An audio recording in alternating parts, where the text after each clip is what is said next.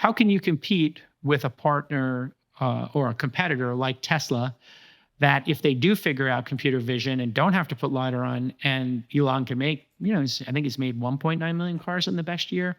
How can anybody compete with him? I think you do it by partnering with the best of the best, right? We're partnering with the best mobility service in the world, Jason. Uber is phenomenal at what they do. We need to make sure we have an OEM that can build cars that are competitive with Tesla in terms of price and performance, and we need to make sure that our autonomy is also competitive or better.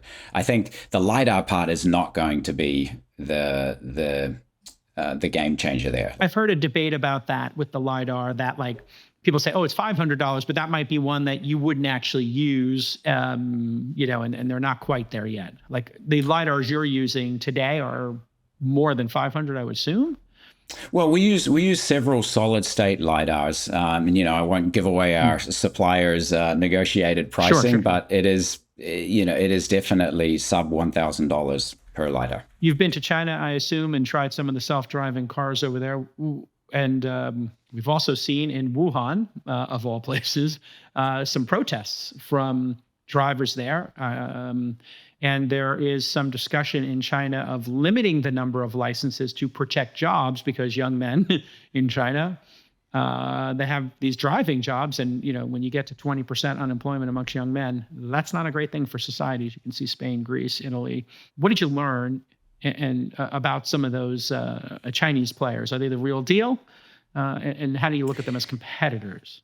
Yeah, from an AV perspective, it's honestly a little bit hard to tell. I think that we do have respect in general for the AV industry in China. I think they've moved very, very fast. I think so they definitely have something.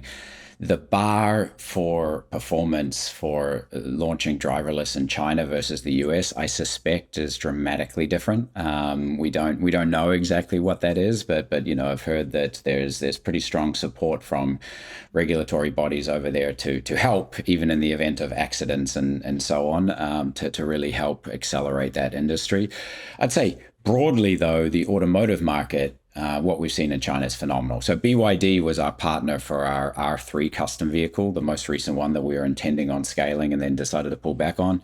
BYD is an example of one of the absolutely phenomenal automotive companies from China, the speed with which they move and the quality of the product. I think that's the biggest change over the last 10 years.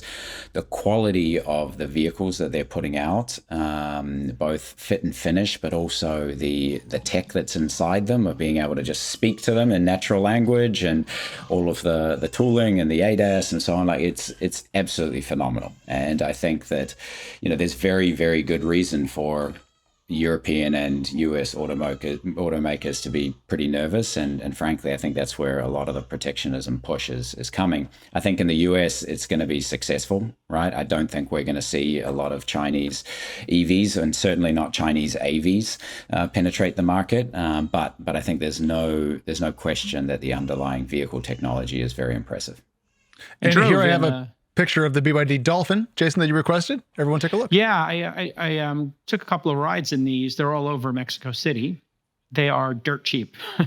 I think they are $20,000 US. Wow. I don't know what they charge for them. It is obviously a Tesla Model 3, Model Y knockoff, down to the interface of their touch panel is literally stenciled on top of the Tesla one.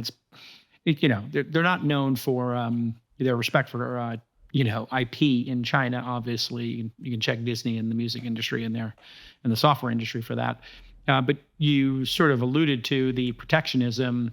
I mean, if they allow these for sale in Germany and the UK and France, it's the end of BMW. It's the end of Mercedes. It's the end of Volkswagen in those countries. I mean, just old people might have an affinity for those brands, but young folks are not going to pay 50% or 2x, right, Dave? Yeah, I think it'll be tough. I think the high end, there's probably still going to be some competition, but these are and you showed the Dolphin, that is one of the absolute cheapest low end ones. Yes. But I think where they've also made huge strides is their high end vehicles are incredible. And in China, I think the big shift is that, you can look at the vehicle sales for Mercedes and others, they're starting to get real competition at the high end because the products are really, really good.